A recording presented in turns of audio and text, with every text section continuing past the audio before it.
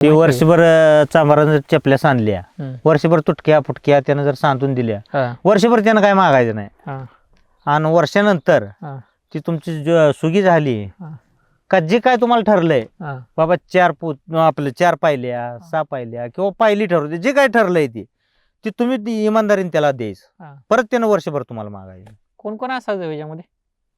सगळेच असायचे हो. हा, सगळे जेवढी बलुतदार आहेत ती 12 बलुतदार म्हणते त्याला. हा, त्यातली सगळी जेवढी म्हणजे करणारी होती हम्म. ती सगळीजण आता समजा तुमच्या काय जळान फोडून द्यायचं काम आहे. हम्म, वर्षभर तुम्हाला जळण जर त्यानं फोडून दिलं म्हणजे किती वेळ तुम्हाला काय रोजच लागणार आहे का? हम्म, हम्म, कवा तर 8-15 दिवसात नाही एकदा हा, फोडून दिलं. हा, मग तुम्ही ते वर्षाचं ठरवून त्याला ते न्हाव्याचं हा. वर्षभर त्यानं कटिंग फुकट करायची बर.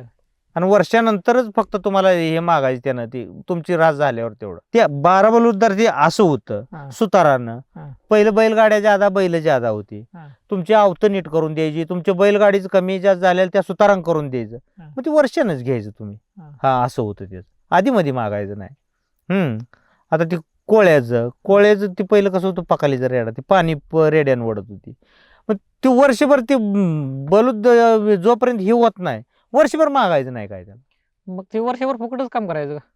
हा परिस्थिती तशा होत्या हो. मग त्यांना खाया प्यायला काय असायचं त्यांना? मग ही ना वर्षभर तो आता तुम्ही काय एक जण ते तुमच्याकडून एकट्याकडून घेत नाही ते. हा, मी बी आहे ना माझ्याकडून बी तेवढंच घेणार आहे ना. बर. समोरचं आहे त्याकडून बी तेवढं असे प्रत्येक गावातल्या लोकांकडून ते घेणार.